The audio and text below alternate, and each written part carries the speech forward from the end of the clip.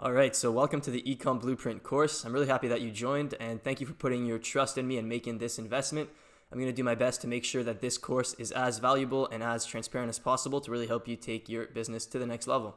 So first thing before we get on with the content is there is a private group included with this course, and you'll want to join that right away. And so in the next lesson, there's going to be a link where you can apply to join the group, and I'm going to be manually going through all of the applications to approve everyone who bought the course. So in that group, you'll be able to interact with other group members, ask me questions, and also request content that you would like me to add to the Ecom Blueprint course. So that's it for this really short intro. Once again, thanks for joining. Thanks for putting your trust in me, and I hope you enjoy the content. All right, everyone. So in this video, I want to quickly introduce you to the case study for this course. So here it is. The store is flexposture.com. And as you can see, this is a store that sells posture correctors. So this is the main product for the store, and the vast majority of the sales came from just this one product. So I think that this is a great example of what I teach on my channel. Essentially, what I did is I found a proven product, and then I built a store around it, and I advertised it with Facebook and Instagram. And so, yeah, like I said, great example of what I teach on my channel, and this is a very simple store, and that's why I chose it for this case study, because it's a very simple store. There's no private labeling or any fancy coding or fancy themes. It's just a very simple, clean looking store with, a product that you can find on AliExpress. And so the goal with this case study was to create something that's easy to replicate for you guys. And so I think that this store is perfect because it's easy to replicate, and there's really nothing stopping you from doing a similar thing with a different product. I mean, you could even do a similar thing with the same product, although that probably wouldn't work that well since, this product has already gone viral many times now. But yeah, so that's why essentially I chose this store as a case study. I think it's a great example. Now let's get into the stats. So I started this store in July 2018, and I scaled it throughout the rest of the year until December. And through those 5-6 months, I was able to do over $1 million in sales, so $1.08 million in sales to be exact. And the profit margins on this were 20%, right at 20%. And so the net profit was over $200,000 in 5-6 months. And so I think this is a great case study, and I'm very excited to show you guys everything about this store. So I'm going to be showing you how I started, how I scaled it, and the operations, how I take care of the fulfillment, the customer service, really anything that you could want to know about it. I'm going to be showing it to you in this course. And so I'm very excited, and I hope you guys are too. And on that note, I'll see you guys in the next lessons. All right, everyone. So in this lesson, I'm going to be talking about why most people fail. And now the reason that I'm putting this right in the introduction is not to demotivate you guys. It's actually to help you avoid falling into the same pitfalls that most people do when they go into the online business world, especially dropshipping and e-commerce. Now, a common estimate is that 95% of dropshippers fail within their first year. Now, I would even go as far to say that 95% of dropshippers fail within their first 3 to 4 months. And there's a bunch of reasons why that is, but I think it really comes down to two main reasons. So number one is the amount of competition and the lack of differentiation between dropshippers. So this is a Google Trends graph, and as you can see, dropshipping has been really taken off in terms of search interest. So a lot of people are searching about dropshipping. They want to start their own dropshipping business, and since most dropshippers advertise on social media, the result is that social media is getting saturated with these dropshipping ads, and people are seeing a lot of them. And basically, you have all these different stores competing to get smaller and smaller pieces of the pie. Now, everyone who's doing this is all pretty much doing the same thing, right? Because information is easily accessible. You have people teaching on YouTube, you have a lot of blogs, and pretty much everyone's teaching the same thing, which is just make a general store, test a bunch of products. Once you find something that works, scale it. And so that's what everyone's doing. And so you're seeing these storms of general stores all over the place, and there's no differentiation between dropshippers. Everyone's kind of testing the same fun, quirky products, and everyone's doing the same thing. And so I think that's the number one reason why people fail. Now, number two is just as important, if not more important, and it's that most people come into the dropshipping and e-commerce space with unrealistic expectations, and they have no winning mindset in place. So let me elaborate on what I mean. So most people come into this space not because they're interested in e-commerce or they've been interested in online business for a long time. The reason why they get into this space is because they've seen an ad from some guy telling them that they can make $100K in their first month. Or, someone had a video with like a Lamborghini saying that they bought this Lamborghini with dropshipping. The point is that a lot of people are getting unrealistic expectations for what they can accomplish with dropshipping and e-commerce in like a short period of time, right? I'm not saying that it's impossible to buy a Lamborghini with e-commerce, because it definitely is possible.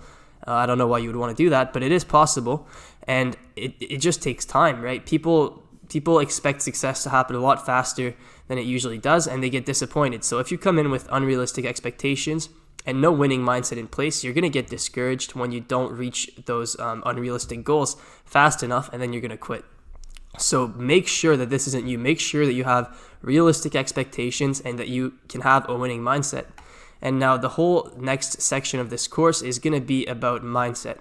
And I think this is extremely important, so I would recommend that you don't skip this module.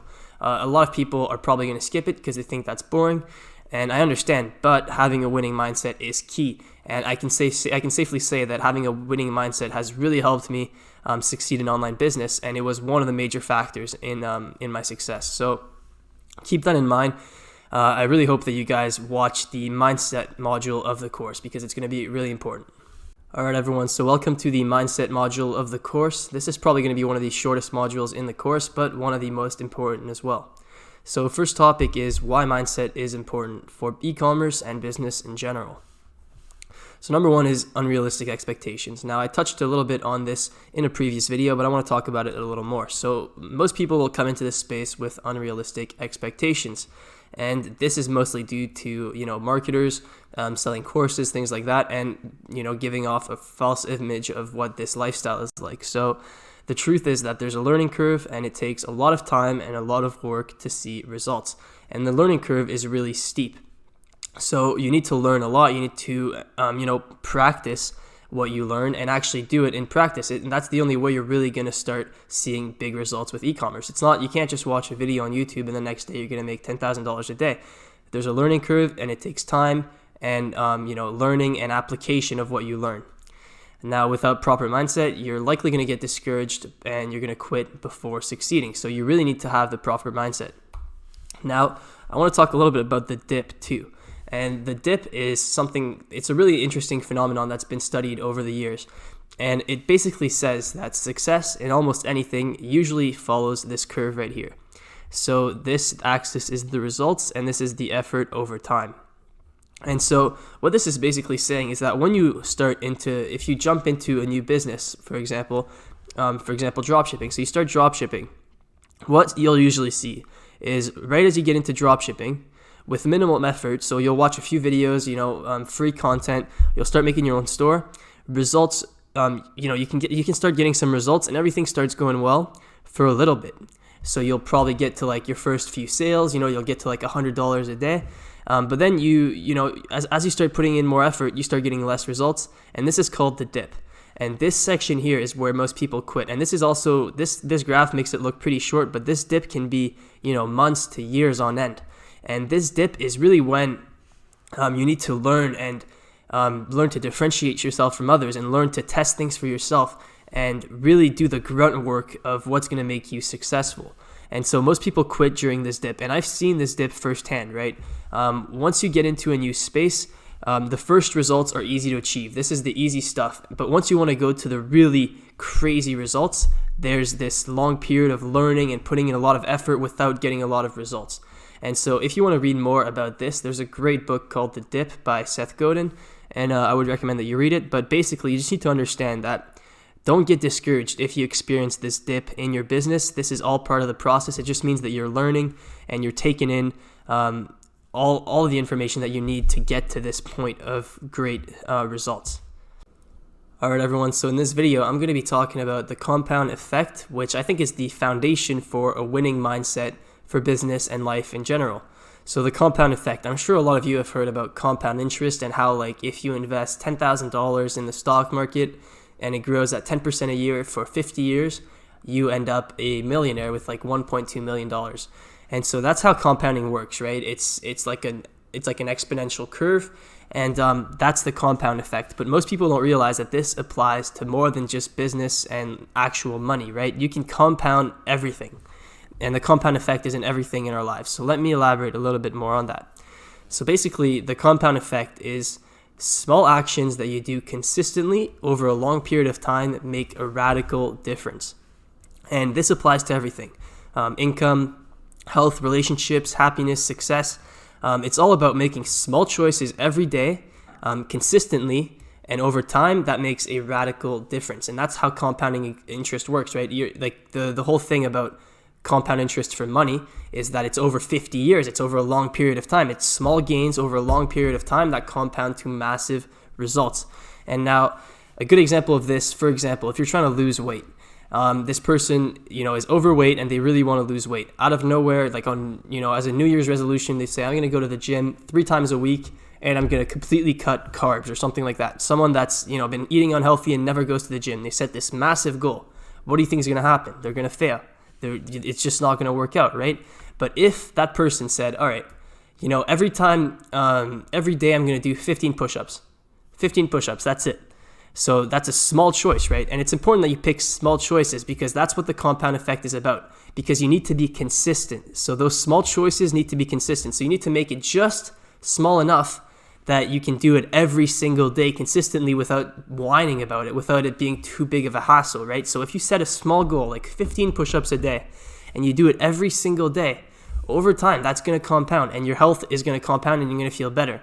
And now, obviously, 15 push-ups isn't enough, right? But in terms of completely changing your health, but it would be a start. It's a small choice that you do consistently, and then over time, it makes a radical difference. Now, that same person could also, set other compound effect goals. So they could say, every time I go for a chocolate bar, I'm going to grab, an energy bar instead. And that's a small choice, but if you do that consistently over time, it's going to make a radical difference. They could just make a small choice that I'm not going to take any sugary drinks anymore. I can eat everything that I was eating before, but just no pop, so no Coca-Cola. Small choice, but if you do it consistently and you do it over time, it makes a radical difference. And now this is what the compound effect is all about. Now, a physical example of this, because this is a real thing that happens physically, that happens mathematically, and that happens in life in general for mindset and success. So a physical example of this is the Grand Canyon. Now, if you don't know how the Grand Canyon was formed, it was formed by years of water just carving through. So there's a little stream, a little river going through the Grand Canyon, and that stream of water has been carving the rock consistently for millions of years. So if you zoomed in to like a daily basis of just the water doing its thing, it seems insignificant, right? You think there's no way that just a little bit of water can create anything significant. But over time and consistency, so the water never stopped. It's always consistent. It's always just flowing down. And over time, millions of years, it makes a radical difference, and it created the Grand Canyon, one of the great wonders of the world. And that's a great example of the compound effect, right? On a daily basis, it seems insignificant. Just like doing 15 push-ups every day seems insignificant, right? Because it only takes like 2 minutes. But if you compound that over time, it makes a radical difference. So this is something that you want to apply in your life. And I'm going to give you another example from my personal life. So I've been learning how to make money online since I was 16 years old. And I wrote 16 years old here, but it was actually probably younger than that. I'm pretty sure I was like 14 when I first got into it. 16 when I really got into it and started spending a lot of time researching this. And I constantly worked at it, even without making money for like 2 years.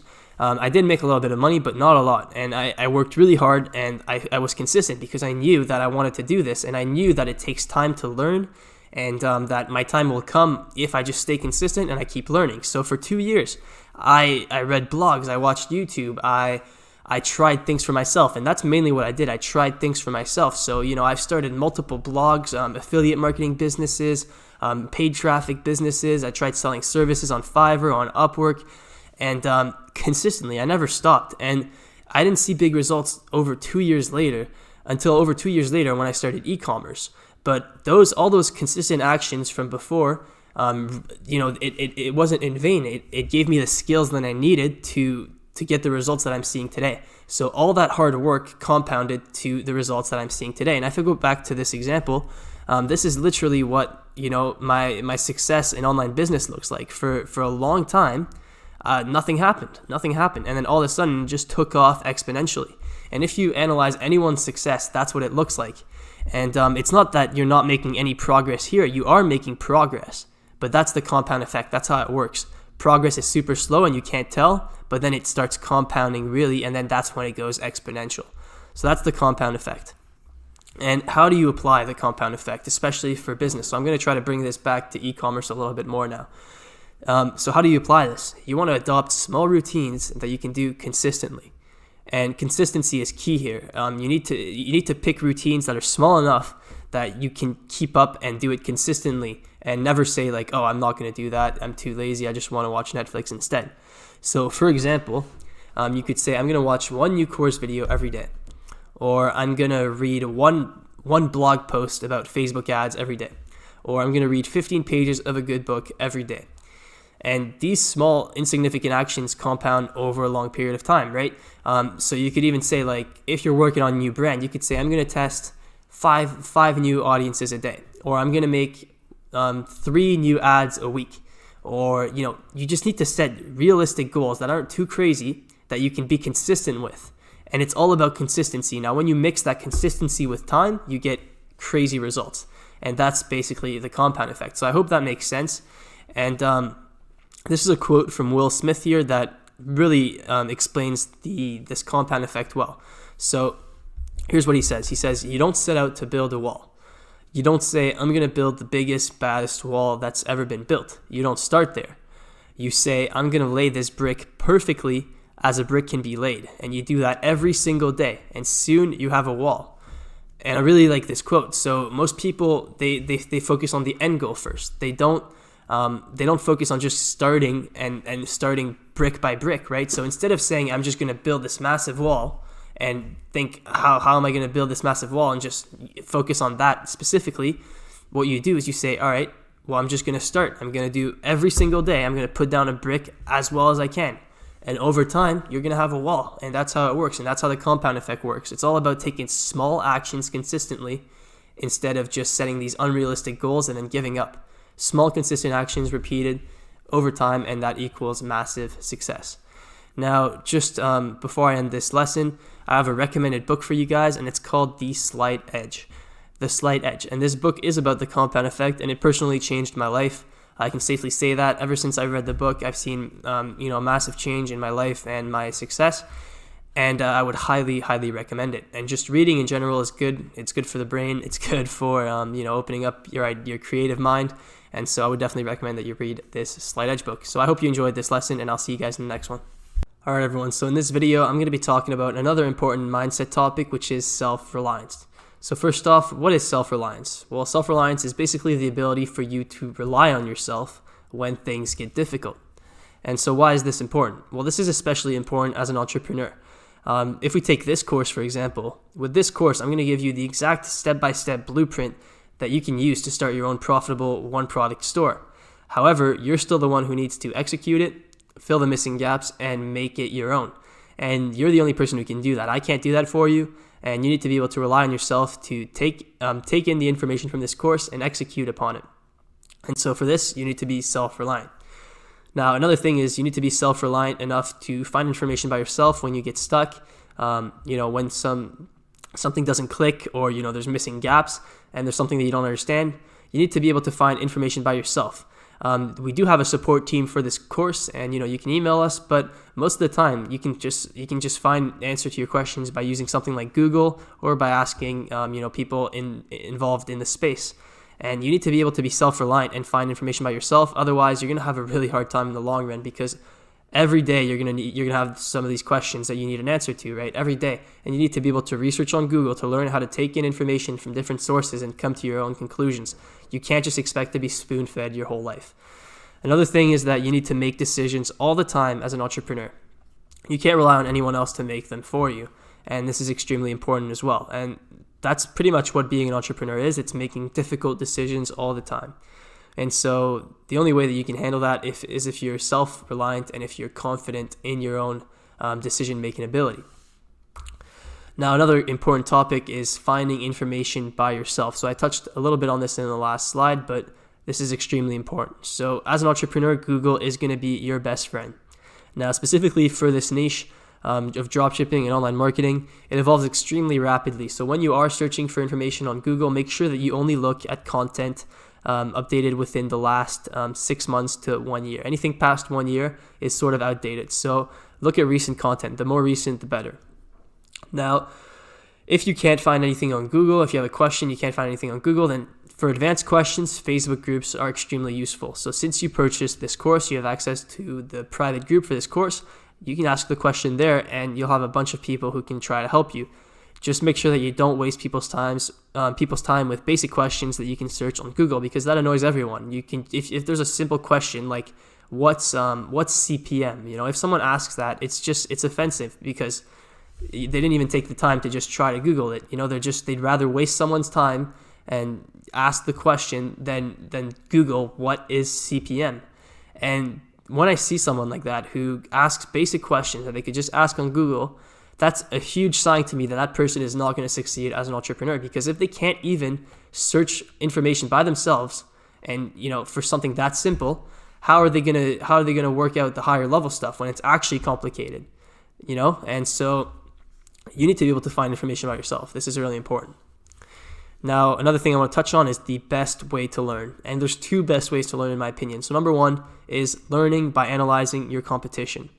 And so that's the absolute best way to learn. So if you know what you're trying to evolve in, if you have a competitor and that's kind of like your model for who you're trying to, what you're basing your store around. For example, for me, most of my brands, one of the brands that I look up to is High Smile. It's a one product brand that does extremely well, and so that's like one of the main inspirations for me. And so when I want to learn more about marketing strategy, one thing that I'll do is I'll go back to High Smile and I'll really analyze everything that they're doing. I'll analyze their website design, I'll analyze their ads, and so I learn a lot that way, right? Because I can see what they're doing. And especially nowadays, there's a lot of transparency on ad platforms. For example, Facebook, you can see all the ads that a brand is running, right? So there's a lot to learn from analyzing your competition is basically what I'm saying.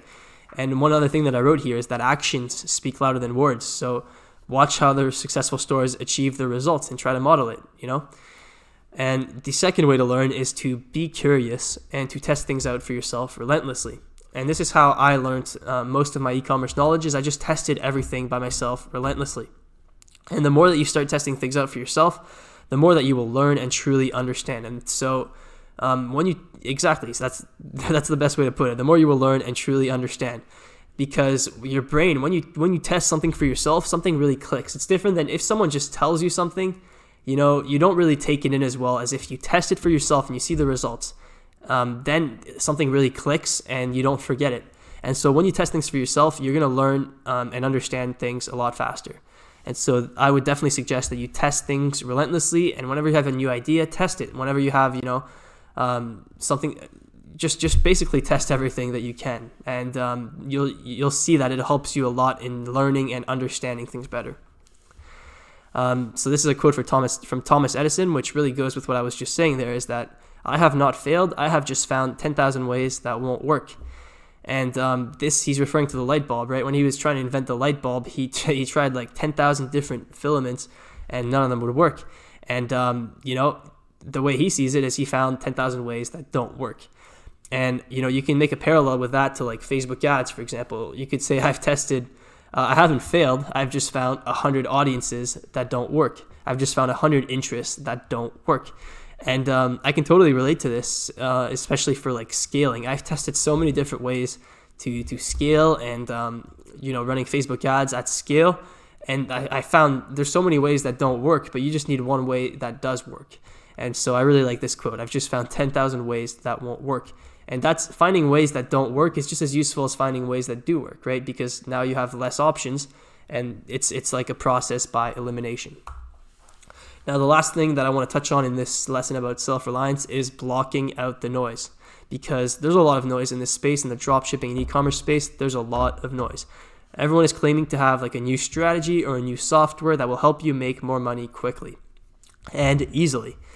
You need to block out this noise. Most of the time, it's complete BS, and it's just people trying to sell you a course or a program or whatever. There's a lot of money to be made in this niche for marketers, and so everyone's trying to sell you something. You need to block out all the noise because it's just a massive distraction. You want to focus on a proven method, so rationally ask yourself, what is a proven method that I know people or I've seen people have success with, and then focus on that and just keep working at that for at least a year and block out the noise. So avoid YouTube, avoid Instagram, avoid Facebook, avoid all of that and just focus on your own thing. And that's what I did when I first got involved in e-commerce. I was completely immersed in it, and I would avoid social media for the most part, especially the side of social media of drop shipping and e-commerce, right? So now I'm involved on it because, I make videos about drop shipping, but before I never went on it at all. So I didn't know any of those guys who were selling courses because I didn't care to look up anything on drop shipping on YouTube. I just tested things for myself, and I read blogs, and I learned by analyzing the competition. And so you really don't need social media, and if anything, it's just going to distract you enormously. So I would definitely avoid that. You just avoid YouTube especially for dropshipping, because there's so many people trying to sell your course. So just avoid YouTube, and otherwise you're going to get overwhelmed really easily. And the last thing is focus on things that matter and that you can control. So this is a good little diagram. There's some things that matter and things that you can control. That's what you want to focus on. If something doesn't matter, don't focus on it. If you can't control something, don't focus on it. Now this seems self-evident, but when you are faced with like a problem like this, just think of this Venn diagram, because it does help to help you think rationally. For example, sometimes if your Facebook ads are doing terrible one day, right? And all you can think about is how your Facebook ads are doing terrible, you're not making any progress. It's not helping you whatsoever because you can't control it. It does matter. So it'd be in this section, in this white area of things that matter, but it's not in things that you can control. So you shouldn't focus on it.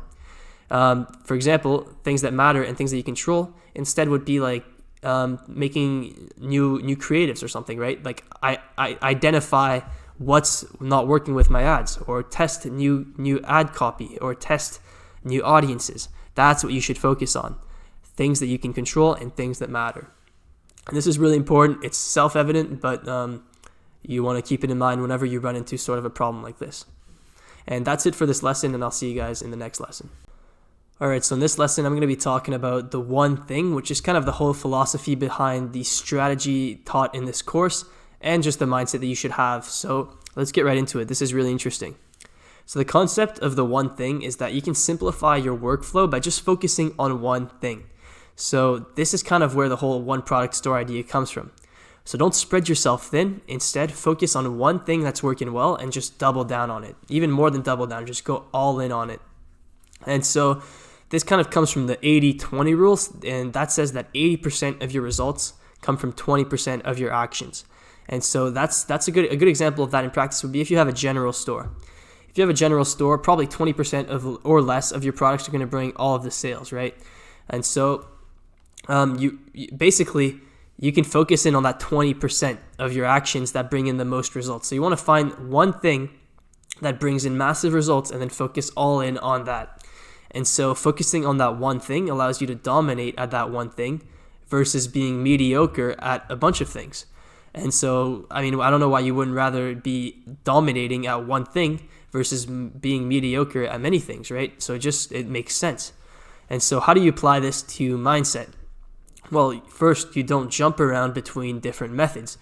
You stop trying to find a miracle method that'll work for you, and you focus on just one strategy for at least a year before evaluating the results. And this is really important. So you want to find one strategy that is working, that you know is working, that has worked for other people, and then you focus on just that strategy, and you don't spread yourself thin.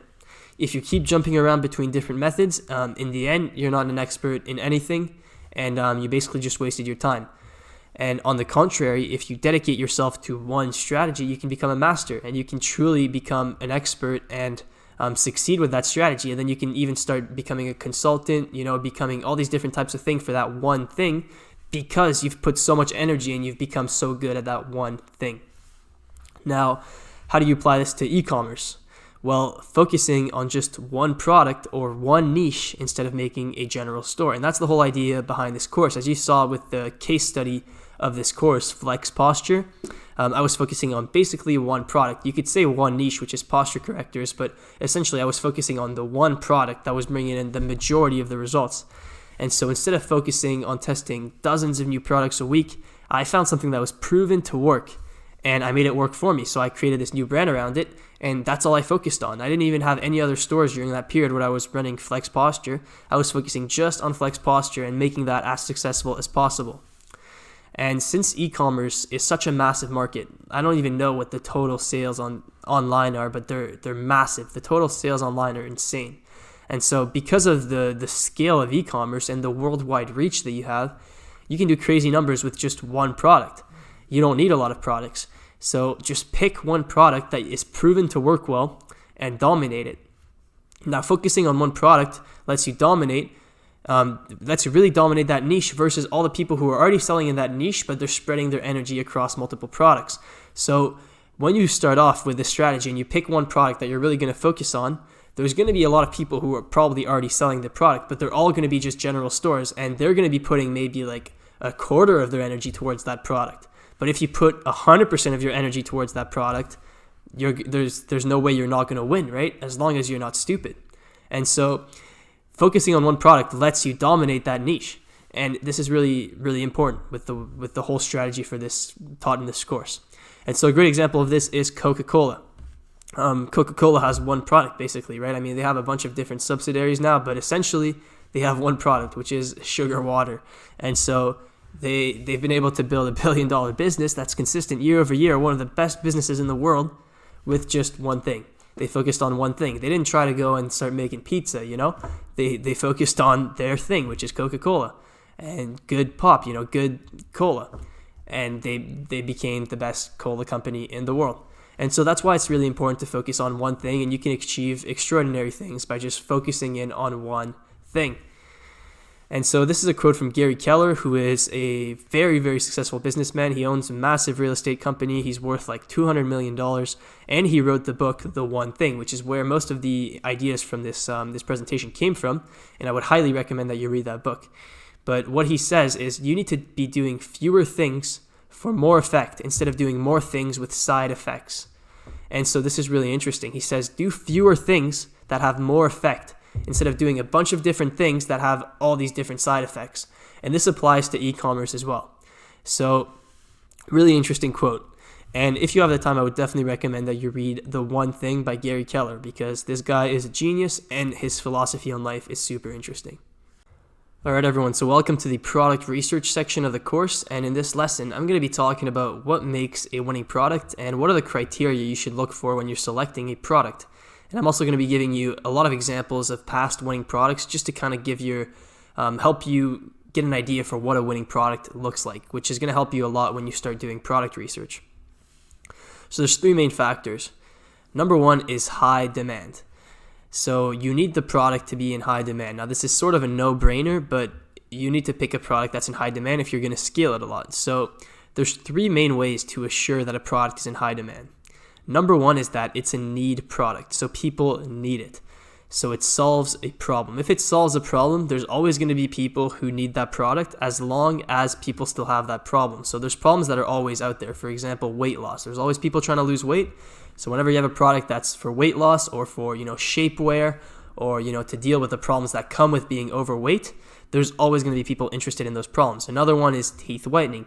There's always going to be people who have yellow teeth, or there's a lot of examples like that. But as long as people have a problem, for example, posture, that's why the posture corrector store did so well, is that a lot of people have this problem of poor posture, and so people need it, and it's in high demand. There's also other ways to ensure that a product is in high demand. For example, if you have a passion niche product. For example, if you target something for dogs, like one store that did really, really well in the past is called Pup Socks, and they did custom puppy socks. And these custom socks, you basically uploaded a photo of your puppy, and then they would print your dog's face on the socks and send them to you. And so this is a passion niche, right? So it's always going to be in high demand if you target dog lovers, because they love dogs, right? Anything with like a photo of their dog on it, they're going to want to buy it. And so if you target something like that, a passion niche, so that dog example, or for example, like fishers, that's a very niche thing. That we're super passionate about fishing, and you offer them this revolutionary fishing tool, odds are that they're going to be interested and that there's going to be demand for your product. So that's another way to ensure demand. Now, the third way is trend. some products start trending, and when they start trending, it becomes a word of mouth thing. People are talking about it, people have heard of it, and a lot of people are on the fence whether or not they should buy it. So if a product is already trending, it's in high demand, and you can take advantage of that. And an example of that is fidget spinners. Fidget spinners blew up, and if you look up the Google trends for fidget spinners, it's basically like go up and then it goes back down.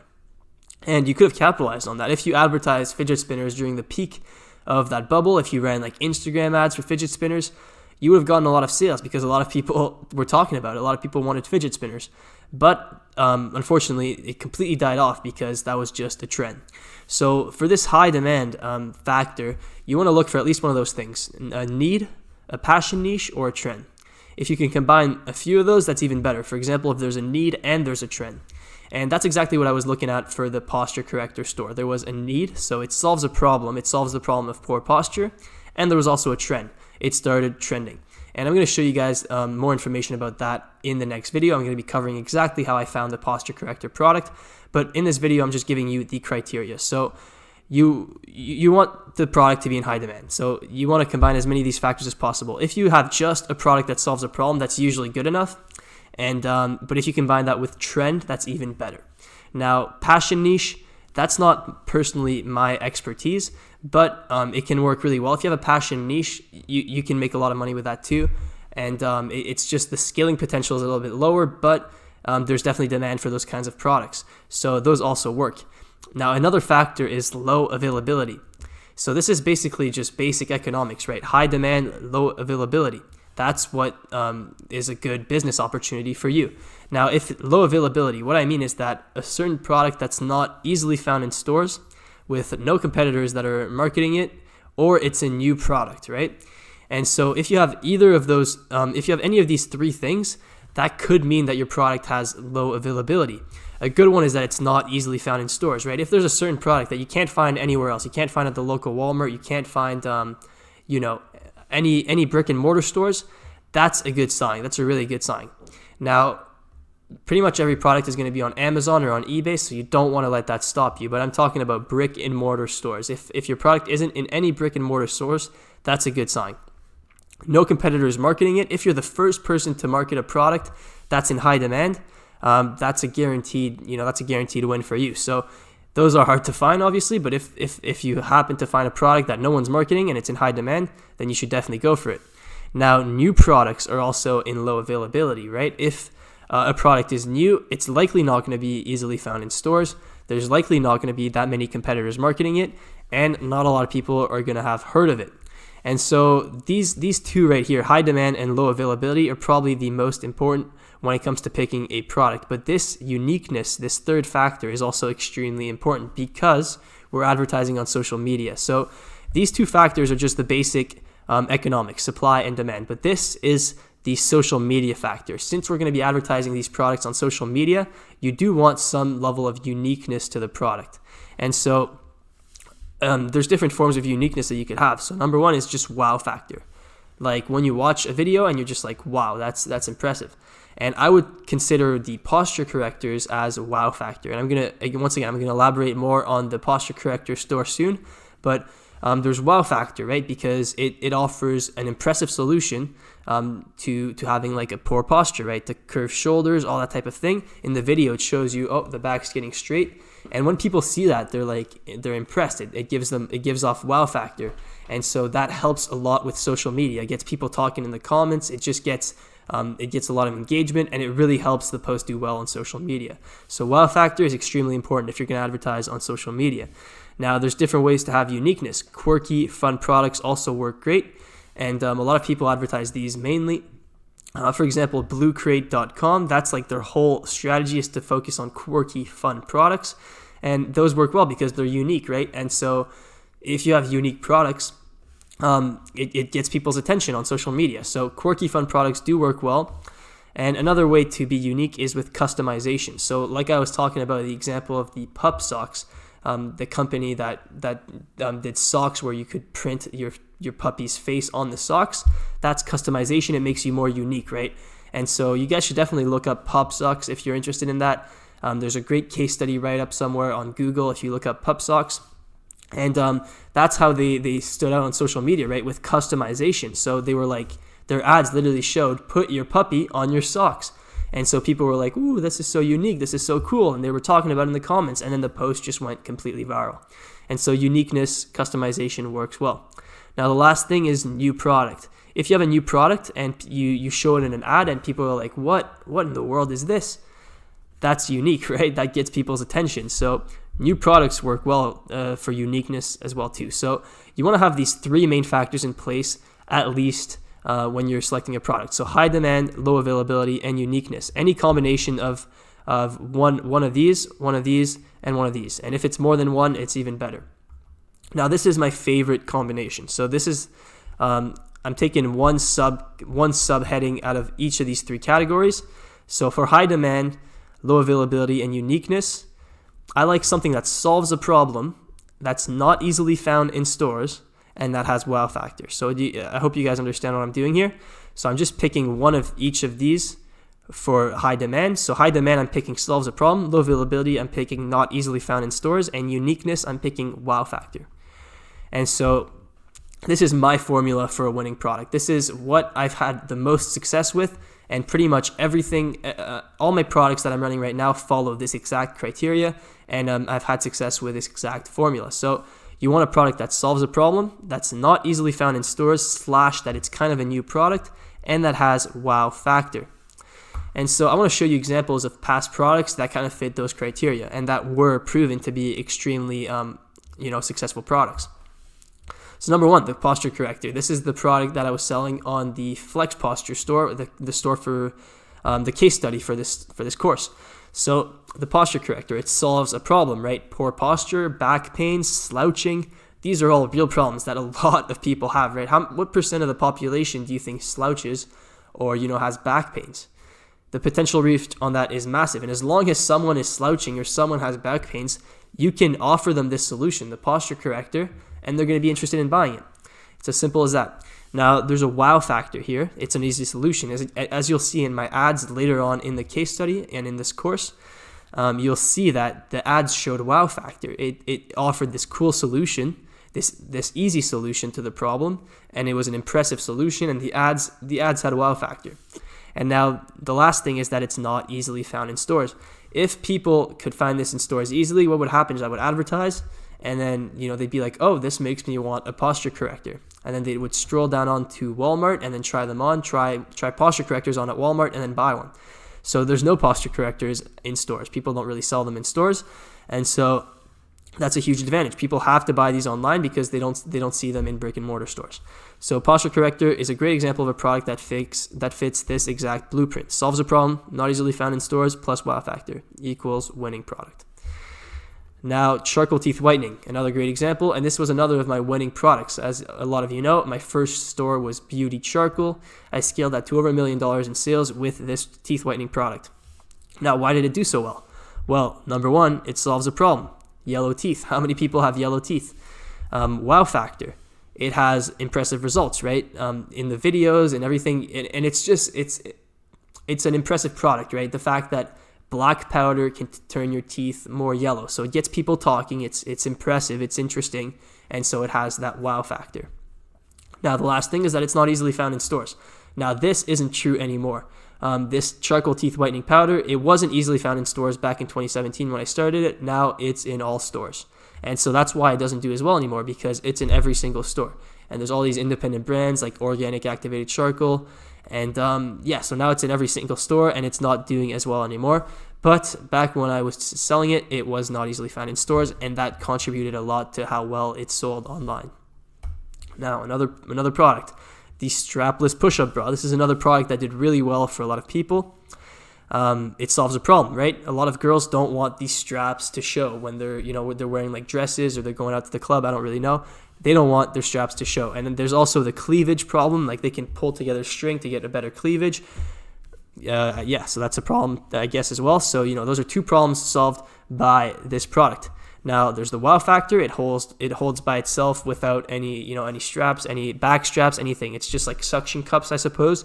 And so that's impressive. And in the ads, you show that it holds by itself. You show that it's strapless. You show that you can just easily pull together the strings to get that cleavage going. These are all wow factors. It's all things that you can show in the ad that people are going to see and they're going to be like, wow, that's really cool. And then they're going to want to like tag their friends. They're going to want to talk about it. And then the last thing, again, not easily found in stores. So I'm sure you guys are starting to see the pattern. All these products kind of follow a similar pattern. Now, another one, portable makeup bag. This was a huge product, extremely successful for a lot of people. Now, it solves a problem. The problem itself being that it's hard to find items in a makeup bag. They have to, women usually who have these makeup bags, they like empty it all on the table to try to find just one thing, and then they have to like pack it all back up. This thing just lets you open it up flat on the table and pick out whatever item you need. So it solves a problem. Wow factor. If you ever seen ads for this product, there's definitely wow factor. They just spread it all out on the table and then pull one string to close it all up. It looks cool. It's efficient, and people want it, and then it gets people talking. Once again, not easily found in stores. This product was not easily found in stores. Now, I don't know if it is nowadays, but I suppose that it's still not that easily found in stores. So this was a great product. Now, another example, silicone stretch kitchen lids. So this was a very successful product. It is still very successful to this day. And so once again, solves a problem. It's a convenient solution for storing food.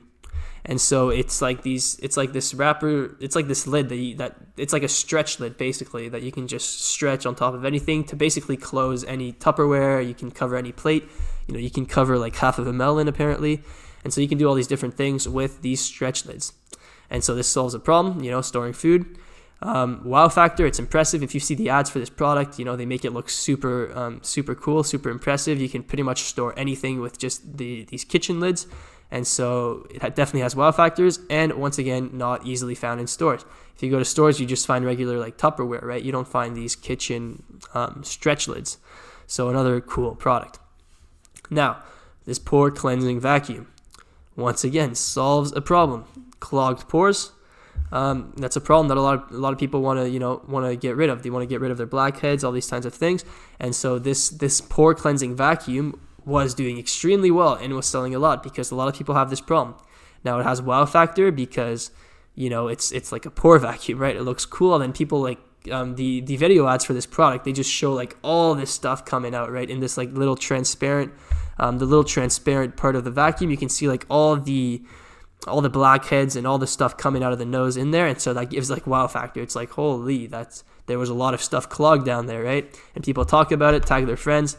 Wow factor once again. And lastly, not easily found in stores, right? Like I don't think you could find this thing anywhere in stores. The only place you could get this is online, and so that contributes to the success of the product once again. And because it's a new product, right? That's why it's not easily found in stores. Like as far as I know, this was a new product, and so people haven't had the time to start selling it in stores. So another great example. Now another one, I think this might be the last one. No, there's two more. So this one, a car scratch repair pen, product that did extremely well. Once again, it's the same blueprint. It solves a problem. It has wow factor because it's an easy solution, right? People who have scratches on their cars, they see these video ads where it's just like a little pen, they swipe it over and then there's no more scratch, right? And so they're like, wow, this is awesome, I want this. And once again, not easily found in stores. And the wow factor. So it has the three points once again. And now the last product example is this eye massage pen. Once again, this is a really recent product. As I'm recording this course, this product is selling extremely well right now. And what does this product do? It solves a problem, eye bags and wrinkles, eye wrinkles. It has wow factors, right? When you show the videos, it shows like people using this, and then right away like it becomes less puffy and all these things. And then once again, not easily found in stores. Like you can't find this eye wand anywhere in stores. And so, yeah, as you can see, pretty much all these products follow this blueprint. It solves a problem, not easily found in stores, plus wow factor. And this is the blueprint this is the criteria that I look for whenever I select a product, because if it meets all these criteria, I know that I can at least, I can scale it, because if it solves a problem, I know that I can scale it. And if it's not easily found in stores and wow factor, I know that it can do well on social media. So these are my main three factors and main three criteria that I look for when I'm selecting a product. Now, a few more tips. Products that are new, that people haven't seen before, they work best to build a branded store around. So like if you try to build a branded store around like a product that's been around forever, people aren't going to react to that. But if you find this new product that's just, recently coming out of China, then you build a brand around that and people haven't seen that product before, it's a lot more likely that people are going to start associating your brand with that product, and then you start seeing exponential growth because of that association. Now, another thing is that when you start building a branded store around one product, people are less likely to search on Amazon or eBay. And so that's why the whole strategy is to build a one product store, right? Because if you don't do this, people are going to search on Amazon and eBay, and then they're going to go off your site. So definitely you want to pick a product that you can kind of build a one product brand around, something that's brandable. And so the posture corrector, as you saw with the introduction to that store in the introduction module of the course, I built a brand around the product, right? Flex Posture for posture correctors. Like I don't even have a private branding on the products, but just the website is branded Flex Posture. People land on the site and then they're like, oh, this is a store that sells posture correction products. And so they didn't have any second doubts whether or not they should go check for, competitor prices on Amazon or eBay. They just bought it right from my site. Now, another thing, products that solve a problem are the easiest to sell to cold traffic at scale. So like I think I already explained this enough. And then passion niche products are also easy to sell to cold traffic, but harder to scale. And I think I already touched on this as well. So for example, the dog products, if you have a product that's specifically made for people who love Chihuahuas, right? You could really tailor your offer to people who love Chihuahuas, right? And then really profit and get crazy returns on investments targeting those people. But the problem is that there's just not that many of those people. Versus if you have a niche like posture correction, right? The total potential reach on people that have posture issues and back pains and slouching problems is massive. And so that's something that you can really, really scale, right? Because with just that store, just that one product, I did over $1 million in sales in like 5 months. But that's not even the crazy part. The crazy part is that I had a lot of competition. So if you try to think about how much those posture correctors sold just in like 2018, they probably sold like hundreds of millions. And so, yeah, if you have a product that solves a problem, those are really the best to scale. And by scale, I mean really, really scale to cold traffic. And so that's it for my criteria for finding a winning product. And now in the next lesson, I'm going to show you exactly how I found the posture corrector product and decided to build a store around it. All right, everyone. So in this lesson, I'm going to talk a little bit about product research. So how do you find 6 and 7 figure winners? So what product research methods work best? In this course, I'm not going to be outlining product research methods step by step because pretty much every single course has the same product research methods in it. And I already published those product research methods on my channel. So like I said on the sales page before you bought this course, you should have watched my free course playlist. And this is one of the reasons why I'm not going to be explaining product research. If you haven't watched my videos yet, go back to my YouTube channel, watch that video, Ultimate Product Research Guide 2019, and then come back to here. Now, the truth is that there's no secret to finding winning products. Most products are easy to find. It's all about putting in the work to find all these products and then having the choice, right? And then once you have the choice, the hard part is deciding which products you should test. So the hard part isn't finding products, it's deciding which products to test, because most people will jump into any product whatsoever and they'll start testing a bunch of different products and they won't find anything that works. Now, the way that I do it is that I'll put all my products through a very strict validation process to make sure that it fits all my criteria before I decide to start testing that product. So half of those is the criteria that I outlined in the last video, the high demand, low availability, and uniqueness. So if it doesn't meet those criteria, I'm not going to test it. And then I also have another set of product validation methods to make sure that it's the right time to start selling it, that that whether or not there's competitors, a preview of the competitive landscape, and all these different types of things. So product validation is key more so than product research. Product research isn't hard. Product validation is hard. So never jump into a product without proper validation. So the next lesson is going to be how do you validate a product? And I'm going to be outlining the exact product validation methods that I use and that I used for Flex Posture. Now, for Flex Posture, the case study for this course, how did I find the product? How did I find this posture corrector? Like I said, I started this in July 20th. So back then, not that many people were advertising yet. It was still a pretty low-key product. So how did I find it? Well, first, I saw it on Ecom Hunt. So Ecom Hunt is a paid research tool. It's like $20 a month, and then you get access to a database of products. And so when I first got Ecom Hunt, I went through all the pages one by one. I think there's like 60 or something. And on page like 45 or something, I saw this product, the posture corrector. And I didn't think much of it. I thought, okay, it solves a problem. It meets most of my criteria, but it's not really the type of product I want to sell. And so I decided not to sell it. But then a few days later, I was doing more product research, and I went back on AliExpress. And then on AliExpress, I went into the personal healthcare category, because personal healthcare is one of my best niches, historically speaking, right? Teeth whitening sort of falls in that healthcare niche. And so I was searching in the personal healthcare niche, and I sorted by number of orders, and I saw that this product, the posture corrector, was number one. I think it had like 13,000 orders or something. So I saw that it had the most orders, and that's what made me decide to look into it. And then I put it through my product validation process, which I'm going to show you in the next lesson, and it passed everything. And then that's when I decided to test the product. All right, everybody. So in this lesson, I'm going to be talking about product validation methods, and then I'm going to show you exactly how I validated the posture corrector product for the Flex Posture store. So first off, Google Trends. Google Trends is a great way to validate the trend of a certain product. So products usually go through hype cycles as more and more people start advertising them. And this is usually what it'll look like. So you can keep this image in mind.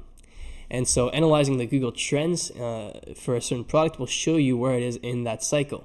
And you want to get in at the start of an uptrend, essentially, to make sure that you profit as much as possible with each store. So you don't want to get in at the end of an uptrend. You don't want to get in if it's a clear downtrend that's forming. And so this is important to keep in mind, and you need to know what a downtrend and uptrend looks like, and those are pretty obvious, so if you don't know that, just Google it. But that's a great way to do it. Another way that you can validate a product is with AliExpress product analysis. So just the number of orders on AliExpress is a good metric for how proven a product is to sell. So for example, the posture corrector product had 13,000 orders when I first looked at it, and so I knew that it was proven to sell, essentially. Anything with 1,000 orders plus is proven to sell. However, that doesn't mean that it's at the start of a cycle, right? It could be at the end of the cycle. And that's why you need to combine all these different methods. You don't just look at the number of orders. You look at the number of orders, look at the trend, etc. And so one way that you can see the trend of the sales of the product on AliExpress is using the product analysis tab. And the product analysis tab will let you see how many sales the product is getting per day. And so that's a great way to know if it's actually selling right now. And keep in mind that the big players are not using AliExpress. So this data is incomplete. The AliExpress data is incomplete. That's why you can't put too much, you can't rely too much on just one of these validation methods. You want to put them all together and then make an overall decision. Now, another great way to validate a product is with competitor search, right? You want to find competitors. If a product is doing extremely well, there's definitely a few competitors that are selling it right now and doing well with it.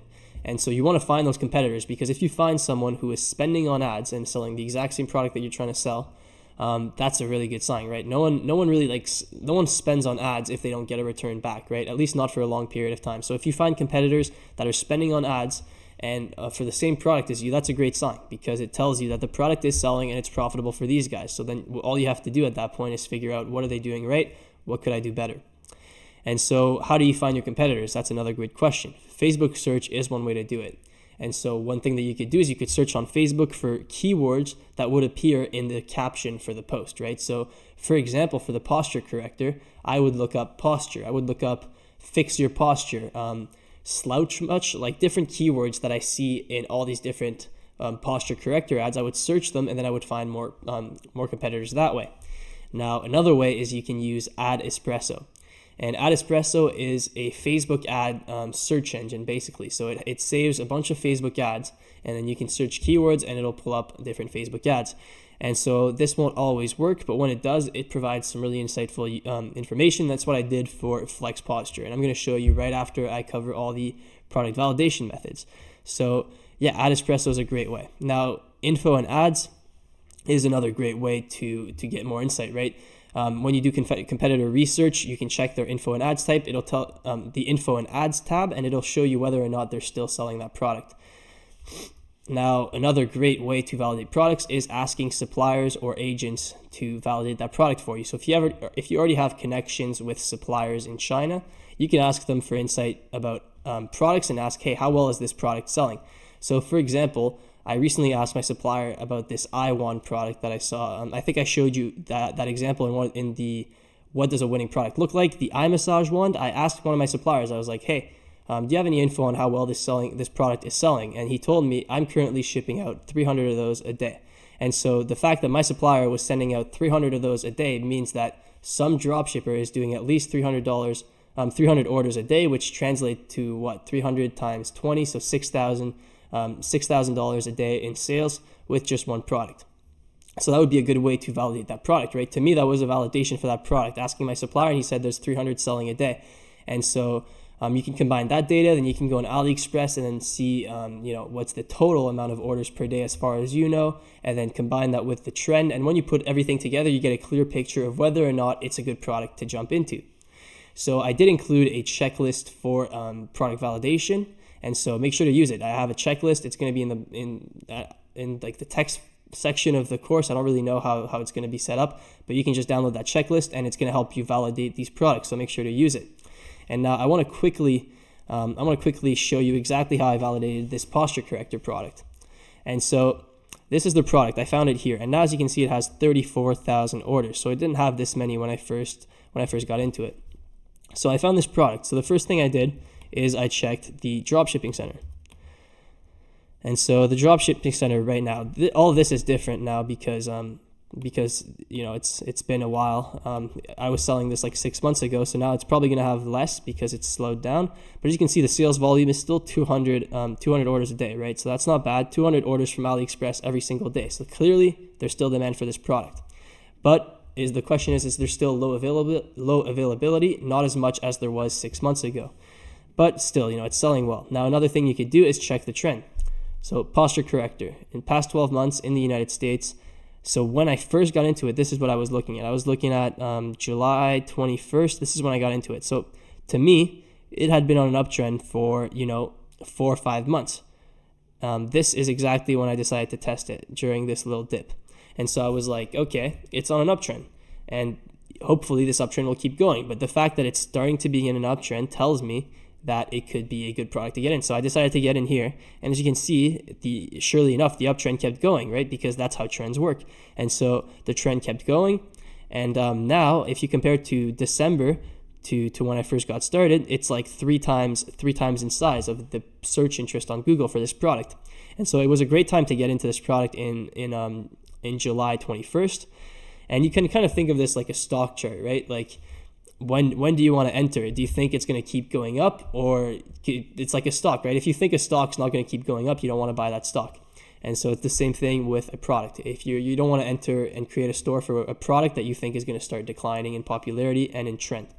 And so trend is also very important. Now, the other thing I did is I used Adespresso to locate my competitors. And this is really what sold me. So I think I searched back brace.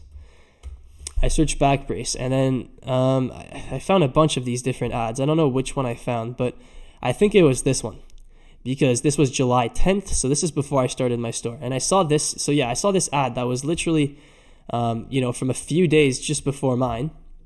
A few weeks before, it was just from a few weeks earlier. And I saw that this ad had 2.4 million views from like 2 weeks ago, selling the exact same product.